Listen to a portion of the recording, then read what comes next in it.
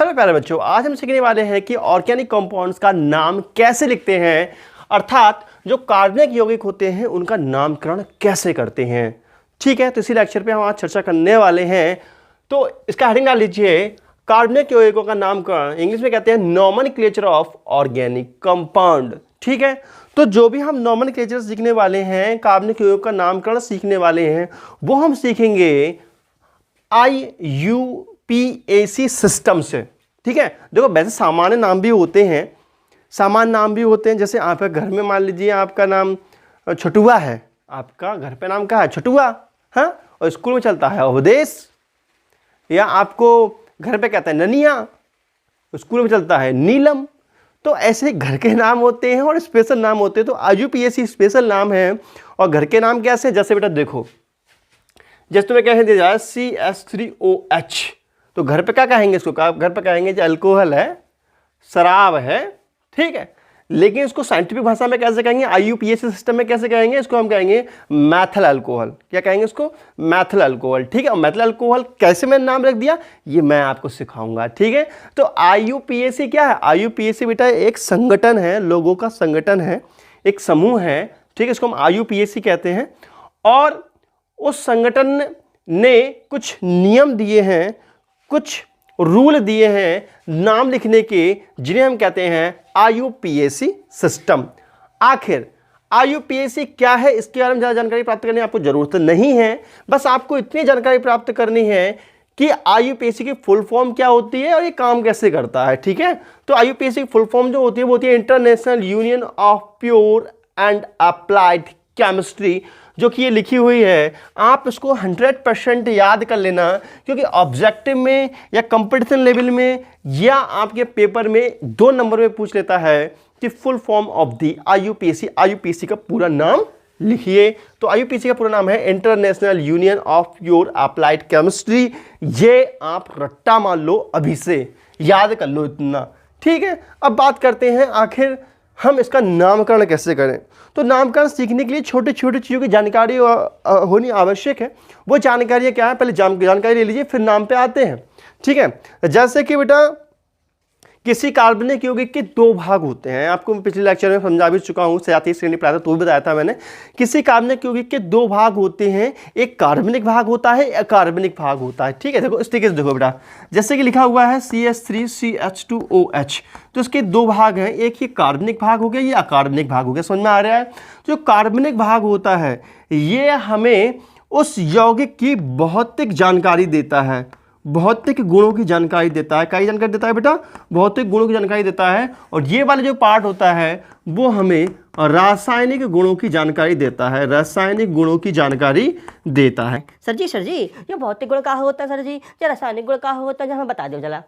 बता रहे हैं बेटा, देखो भौतिक गुण क्या होते हैं जो हमें तुरंत दिखाई देते हैं। जैसे कि आपके घर पर लाइट बिजली है, ठीक है, चटकनी ऑन की, लाइट बल्ब जल गया, बिजली ऑन की, पंखा चल गया। ये सब क्या है? ये सब भौतिक उदाहरण है। ठीक है, समझ में आया? जैसे मैंने आपको थप्पड़ मारा तो मेरा हाथ आप तक गया, ये भौतिक है। लेकिन जब आपको दर्द हुआ, जो महसूस हुआ, अंदर गाल के अंदर रासायनिक केमिकल रिएक्शंस हुई, वो है आपका रासायनिक गुण। ठीक है, जैसे छिड़का बने रख देते हैं तो उसमें बहुत टाइम लगता है, खाना बनाते हैं बहुत टाइम लगता है, वो सब रासायनिक में आ गए। ठीक है, समझ में आ रही बात? सीधी समझ लो, जो जल्दी गुण दिखाई देते हैं वो भौतिक होते हैं, जिसमें टाइम लगता है वो रासायनिक होते हैं। ऐसे समझ सकते हो काम चलाने के लिए भी। ठीक है, तो कुल मिला के किसी भी कंपाउंड के जो भौतिक गुण दिखाई देते हैं बेटा, वो मतलब किसी कंपाउंड के 2 भाग होते हैं, एक कार्बनिक होता है, कार्बनिक होता है। जो कार्बनिक होता है भौतिक गुणों को व्यक्त करता है, और जो अकार्बनिक होता है वो रासायनिक गुणों को व्यक्त करता है। इतनी बात समझ में आ रही है बेटा आप लोगों के लिए? ठीक है, तो जो किसी कार्बनिक यौगिक का वह भाग जो भौतिक गुणों को व्यक्त करता है उसको हम कहते हैं बेटा, क्या कहते हैं? पूर्व लगन कहते हैं या प्रीफिक्स कहते हैं। मैं आपके वाले बता रहा हूं इस चीज को भी डिटेल से। देखो बेटा प्रीफिक्स क्या है, ये समझ में आ गया? इतना नोट हो गया आप लोगों के लिए? देखो IUPAC का नाम कैसे रखते हैं आखिर हम, अब देखते हैं IUPAC नाम और फिर बताएंगे प्रीफिक्स के बारे में। ठीक है, देखो जरा, जैसे कि हम बात करें IUPAC नेम, बहुत बहुत इंपॉर्टेंट है बेटा। केमिस्ट्री अगर पढ़नी है आपको ना तो ये तो सीखना पड़ेगा, ये 10th में सिखाया जाता है। लेकिन बच्चे सीखते कहाँ हैं? गैस पेपर में लिखा होता है, रट्टा मारते हैं उसी से। ठीक है, और यूट्यूब पे भी पूरा लेक्चर कोई नहीं पढ़ाता IUPAC के बारे में। तो भैया देख लो, मैं आपको पढ़ा रहा हूँ, इच्छा हो तो पढ़ो, नहीं इच्छा हो तो बस आपको घूमते रहो ऐसे ही। ठीक है, मेरे लेक्चर बहुत कम बच्चे देख रहे हैं, लेकिन जो भी देख रहे हैं उनको कल्याण हो जाएगा। बेटा IUPAC जो भी होता है उसमें आता है प्रीफिक्स। क्या चीज़ होती है? Prefix plus suffix. अरे ये क्या बता दिए सर जी, क्या बता रहे हो, क्या पढ़ा रहे हो, समझ में ना आ रहा है कुछ भी। हाँ बेटा आएगा समझ में, अभी हम बता रहे हैं। देखो जो एक F बनता है इसमें, ठीक है, देखो जो IUPAC नेम होता है उसमें दो चीजें होती हैं। IUPAC नाम बराबर क्या होता है? Prefix plus suffix. सर जी जो क्या होता है प्रीफिक्स सफिक्स? हाँ हिंदी में कहते हैं इसको पूर्व लगन और अनुलगन। पूर्व लगन और अनुलगन। पूर्व लगन और अनुलगन। सर जी ये तो कुछ सुना हुआ है, बताइए क्या होता है? बता रहे हैं बेटा, बता रहे हैं, चिंता काहे कर रहे हो यार, बता रहे हैं बेटा। अब देखो प्रीफिक्स क्या होता है वो देखो जरा। प्रीफिक्स क्या होता है? पूर्व लगन। जो प्रीफिक्स क्या होता है, तुम्हारी 10th क्लास की बुक में ये नहीं दिया हुआ है बेटा प्रीफिक्स क्या होता है, लगन क्या होता है, लेकिन क्या करें यार, IUPAC सिखाना तो ये बात बतानी पड़ेगी ना। हाँ जरूरी 10th क्लास में जो लिखा हुआ है वही बताऊंगा आपको बेटा, IUPAC सिखानी है ना। IUPAC तो किताब में है, नाम लिखना तो किताब में है ही, लेकिन नाम कैसे लिखा जाता है तो वो प्रीफिक्स मुझे बताना ही पड़ेगा ना। वो सुन लो यार, क्या जा रहा है, लिख लो। तो भी ऐसी बातें करते हो। तो प्रीफिक्स क्या होता है? तो किसी कार्बनिक यौगिक का वह भाग जो उसके, देखो बेटा जैसे कि CH3OH, CH3CH2OH, ठीक है, तो ये वाला भाग ये भौतिक गुण की जानकारी देता है। किसी कार्बनिक यौगिक का वह भाग जो भौतिक गुणों, ये भौतिक गुण की जानकारी देता है और ये भाग रासायनिक गुण की जानकारी देता है। ठीक है, तो किसी कार्बनिक यौगिक का वह भाग जो भौतिक गुणों की जानकारी देता है उसे हम क्या कहते हैं? क्या कहते हैं बेटा? प्रीफिक्स कहते हैं। ठीक है, तो इसको हम लिख सकते हैं। और सुनो बेटा, अगर किसी कार्बनिक यौगिक में एक, जैसे इसका मैं नाम बता रहा हूं क्या होगा, देखो बेटा इसका नाम होगा मेथेनॉल। क्या नाम होगा? मेथेनॉल। क्या नाम होगा? मेथेनॉल। कहां से आया गुरुजी? इसका नाम होगा एथेनॉल। कहां से आया गुरुजी बताइए जरा, एथेनॉल कैसे आया गुरुजी? देखो ऐसा है बेटा, एक कार्बन होता है तो उसको बोलते हैं मेथ, दो को बोलते हैं एथ, और इसको बोलते हैं ऑल, जिसको बताऊंगा बाद में, इसके बाद चर्चा करेंगे। इसको बोलते हैं ऑल। ठीक है, सिंगल वर्ड को बोलते हैं एन। ऐसा है। देखो बेटा मैं अभी आपको पढ़ा रहा हूँ ना, आपको कठिन लगता होगा लेकिन बहुत सरल है ये। लेक्चर पूरा देखो समझ में आ जाएगा। ठीक, गारंटी है, गारंटी है, भरोसा करो मुझ पर, समझ में आ जाएगा। देखो बेटा सी अगर एक हो तो उसको क्या बोलते हैं? सी वन के लिए क्या बोलते हैं बेटा? देखो सी वन के लिए बोलते हैं मेथ। अगर सी दो हो तो क्या बोलते हैं? तो बोलते हैं इसको एथ। ठीक है, सी थ्री हो तो क्या बोलते हैं इसको? सी तीन हो, सी कितने हो? तीन हो तो उसको बोलते हैं मेथ एथ प्रोप। सी फोर हो तो बोलते हैं ब्यूट। ठीक है, सी फाइव हो तो क्या बोलते हैं? पेंट। सी सिक्स हो तो क्या बोलते हैं? हैक्स। ठीक है, सी सेवन हो तो क्या बोलते हैं? हैप्ट। ठीक है, सी एट हो तो क्या बोलते हैं? ऑक्ट। सी नाइन हो तो क्या बोलते हैं? नॉन। और सी टेन हो तो क्या बोलते हैं? ऑक्ट। डेक। डेक बोलते हैं, इससे ज़्यादा नहीं है बेटा। ठीक है, इससे ज़्यादा नहीं है। किसी 9th क्लास के 10th 11th में भी इससे ज़्यादा नहीं है, तो बस सी 10 तक याद करो। ठीक है, तो बेटा देखो meth eth prop but pent hex hept oct non dec. गुरुजी आप तो अंग्रेजी में पढ़ाने लगे, हम तो हिंदी मीडियम में आ रहे हैं।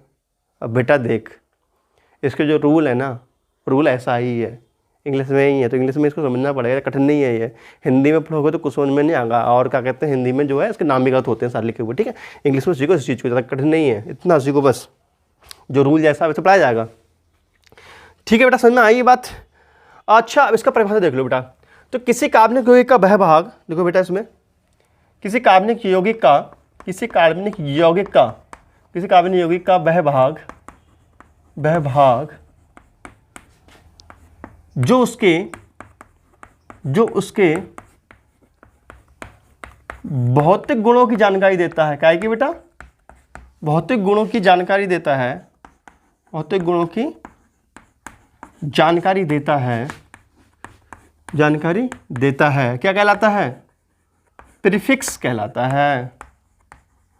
प्रीफिक्स कहलाता है। क्या कहलाता है बेटा? प्रीफिक्स कहलाता है। ठीक है, तो प्रीफिक्स जो होता है ये किसी कार्बनिक यौगिक में कार्बन की संख्या को व्यक्त करता है, या तो जो प्रीफिक्स होता है ना, प्रीफिक्स बदलता रहता है प्रत्येक ऑर्गेनिक कंपाउंड का, प्रत्येक कार्बनिक यौगिक का। कैसे? अगर एक कार्बन होगा तो प्रीफिक्स क्या होगा? मेथ। 2 कार्बन होगा तो प्रीफिक्स क्या होगा? एथ। 3 कार्बन होगा तो प्रीफिक्स क्या कहेंगे? प्रोप। 4 कार्बन होगा तो क्या कहेंगे? ब्यूट।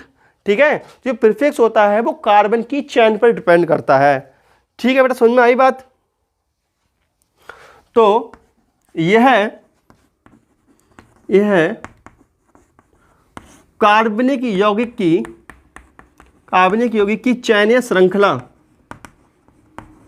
श्रृंखला पर निर्भर करता है।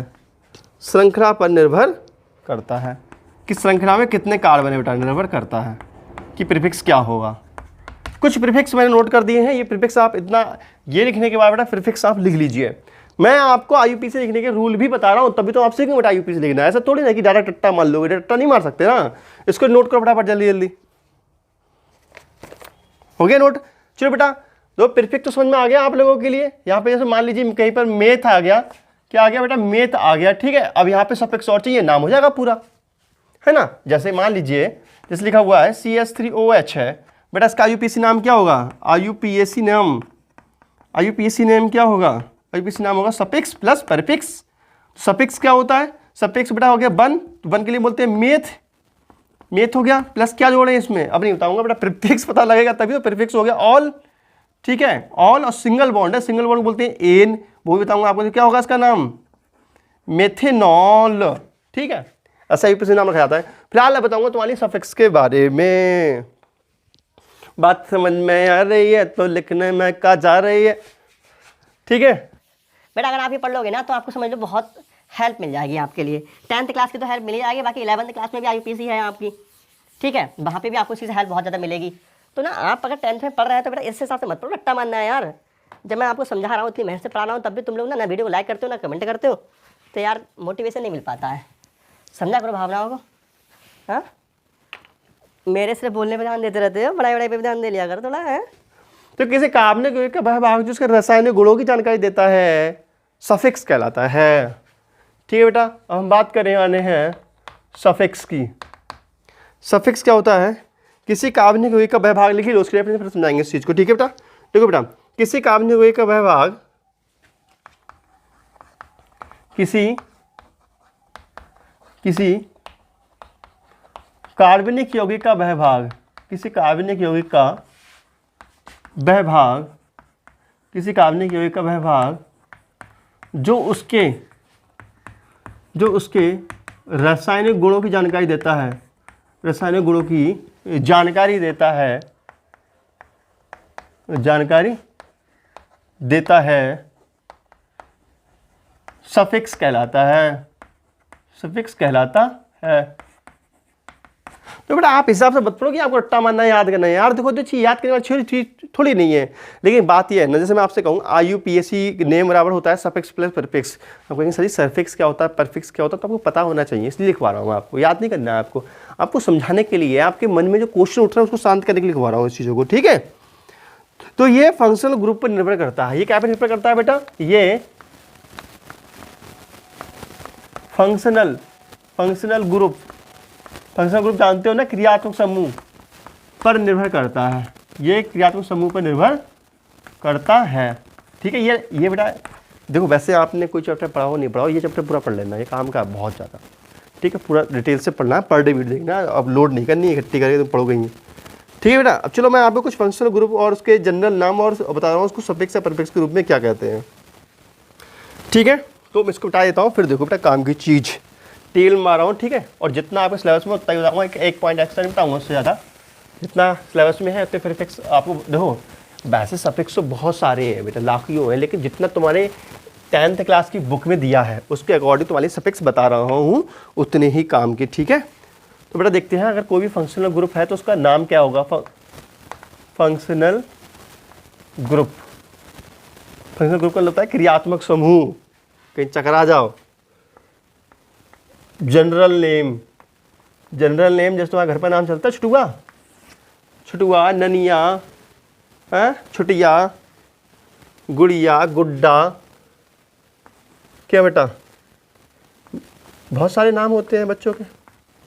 प्रीफिक्स, सफिक्स, परफिक्स या सफिक्स। देखो जैसे कि बेटा मान लीजिए यहाँ पर सी और सी ऐसा लिखा हुआ कहीं है, ठीक है, तो सिंगल बॉन्ड है ना, सिंगल बॉन्ड का जनरल नाम क्या होता है? जनरल नाम होता है, इसका नाम होता है एल्केन। जैसे बता रहा हूँ लिख लो बस, जनरल नाम सिंगल बॉन्ड का क्या नाम होता है? सिंगल बॉन्ड को बोलते हैं बेटा, मैं बता रहा हूँ, अगर सिंगल बॉन्ड है तो क्या बोलते हैं? इसको बोलते हैं हम एल्केन। ठीक है, अभी आपको लिखना है, टेबल मान लो चुपचाप, बस समझाने की गारंटी मेरी है, ठीक है। और इसको आईयूपीएसी भाषा में कैसे लिखेंगे? इसको आईयूपीएसी भाषा में बोलते हैं एन। ठीक है बेटा, बॉन्ड है ये, बॉन्ड माइनस नहीं है। अगर डबल बॉन्ड लगा हुआ हो, ठीक है, सी पे डबल बॉन्ड लगा हुआ हो तो इसको हम बोलते हैं एल्कीन। क्या बोलते हैं बेटा? एल्कीन। उसको हम बोलते हैं ईन आईयूपीएसी में, ठीक है। अगर ट्रिपल बॉन्ड लगा हो बेटा तो उसको बोलते हैं आइन, ठीक है, एल्काइन, एल्काइन, ठीक है, आईयूपीएसी में आइन, ठीक है। अच्छा जी, अगर कहीं लिखा हुआ हो, यार चिंता मत करो, बस आपको नोट करने का काम बता रहा हूँ अभी आपको। देखो COOH, इसको हम कैसे लिख सकते हैं? इसको हम ऐसे लिख सकते हैं अथवा करके, देखो COH, ये बॉन्ड लगा हुआ है तो बॉन्ड आपको इधर लगा देना है ये वाला, और यहाँ पर देखो COH लिख दिया मैंने, एक O बचा तो डबल बॉन्ड O लगा दिया, ठीक है। कार्बन संख्या तो 4 होनी चाहिए, तो 1 2 3 4 ऐसे भी लिख सकते हैं इस चीज़ को। या देखो कैसे लिख सकते हैं इस चीज़ को, C डबल बॉन्ड O और OH ऐसे भी लिख सकते हैं, ठीक है। अगर ये कहीं लगा होता है तो इसको बोलते हैं ओइक एसिड। क्या बोलते हैं बेटा इसको? वैसे इसका जनरल नाम है कार्बोक्सिलिक एसिड। याद नहीं करना, बार बार कराओ, नोट करो बस, याद अपने आप हो जाएगा पढ़ते पढ़ते। कार्बोक्सिलिक एसिड, इसको क्या बोलते हैं बेटा? Carboxylic acid. आईयूपीएसी नाम होता है इसका ओइक एसिड, ओइक एसिड, ठीक है। अगर आपका फंक्शनल जो ग्रुप हो वो CH हो, CH हो, या इसको हम ऐसे लिख सकते हैं, CH को कैसे लिख सकते हैं बेटा? C, ये बॉन्ड रहा C, डबल बॉन्ड O और यहाँ पे H, ठीक है बेटा। ऐसे ऐसे लिख सकते हैं ना C, ठीक है, ऐसे लिख सकते हैं, ऐसे हम लिख सकते हैं। तो या इसको हम ऐसे लिख सकते हैं ना, या इसको हम ऐसे लिख सकते हैं, या करके देखो, या ऐसे लिख सकते हैं C डबल बॉन्ड O और यहाँ पे H, ऐसे ही लिख सकते हैं इसको, ठीक है। तो इसको बोलते हैं एल्डिहाइड ग्रुप। क्या बोलते हैं इसको बेटा? एल्डिहाइड, एल्डिहाइड कहते हैं। और इसमें लगाते हैं अल। इतना नोट हो गया, बस 2 और रह गए बेटा, इतना नोट हो गया, नोट करो फटाफट, ठीक है, हो गया नोट। और देखो बेटा बस हो ही चुका, 2 और रह गए, टेंशन मत लो वहाँ पे यार। आप सोच रहे हो सर जी कितना पढ़ा रहे हैं, कितना पढ़ा रहे हैं, पता नहीं क्या खा के आए हैं आज। हाँ देखो बेटा, अगर लिखा हुआ हो OH तो इसको बोलते हैं हेलो। क्या बोलते हैं इसको? हेलो, ठीक है। और यहाँ पे बेटा इसको हम बोलते हैं हेलो। देखो बेटा, हेलो नहीं, इसको बोलते हैं अल्कोहल। क्या बोलते हैं इसको? अल्कोहल। हेलो दूसरे को बोलते हैं, इसको बोलते हैं अल्कोहल। क्या बोलते हैं बेटा? अल्कोहल। हाँ मैं अल्कोहलिक हूँ, सुनाएगा ना। और यहाँ लगाते हैं ऑल, OL। पिछले में था अल, अभी था अल, यहाँ है ऑल, ठीक है, ऑल। अब देखो बेटा, हाइड्रोजन परिवार, हाइड्रोजन परिवार जो होता है X इक्वल टू फॉरन, केले, बरसादो, स्पेक्ट्रस आप अटेंड करेंगे, ठीक है। इसको बोलते हैं हेलो, हेलो, ठीक है। अगर फ्लोरीन होगा बेटा, ठीक है, अगर फ्लोरीन होगा तो उसको बोलते हैं फिलारो। क्या बोलते हैं? फिलारो, ठीक है बेटा, फ्लोरो। क्या बोलते हैं? फ्लोरो।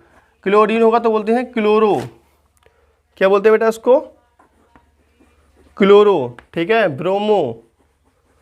और अगर आयोडीन होगा तो उसको बोलती हैं आयोडो, ठीक है।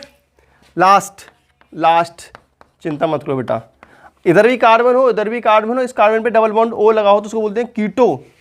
क्या बोलते हैं? Ketone group. क्या बोलते हैं बेटा? कीटोन। और उसका वो होता है ONE।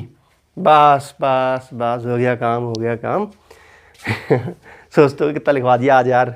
ये चीज़ नोट हो गई बेटा। अब देखते हैं ये चीज़ें, अगर आप देखो बेटा समझ में आई बात। ये देखो, अगर आपको गणित के सवाल करने हो तो आपके पास अगर पहाड़े लिखे हुए हो ना तो समझ लो बहुत तेज सवाल होते हैं। तो ऐसे हमारे ये पहाड़े हैं, आईयूपीएसी नाम लिखने के ये क्या है? पहाड़े हैं। अब हम देखेंगे आईयूपीएसी नाम कैसे लिखा जाता है, ठीक है। अब हेडिंग डालेंगे बेटा आईयूपीएसी नाम लिखने के नियम, ये नोट हो गया। अब आईयूपीएसी नाम लिखने के नियम आपको हम बताएंगे कि कैसे नाम लिखे जाते हैं। अब आती है कांटे की बात, ठीक है। अब तक तो चल रही थी लिखने वाली बात, अब आती है कांटे की बात, ठीक है। हेडिंग डालेंगे आईयूपीएसी नेम, आईयूपीएसी नेम लिखने के नियम, लिखने के नियम, आईयूपीएसी नाम लिखने के नियम क्या है, ठीक है। तो सबसे पहले नियम का नाम है बेटा लंबी व सीधी चेन का चुनाव, लंबी व सीधी चेन का चुनाव, ठीक है। ये आ लो फटाफट। तो बेटा ऐसा है ना, वीडियो आपकी लंबी होने वाली है, कल बताते हैं सारा रूल, कल आईयूपीएसी सिखाते हैं आपको दूसरी वीडियो में, ठीक है, दूसरे लेक्चर में। तो वीडियो अच्छी कर दीजिए लाइक शेयर सब्सक्राइब, मिलते हैं नेक्स्ट वीडियो। तो नमस्कार, जय हिंद, वंदे मातरम, बाय बाय बेटा।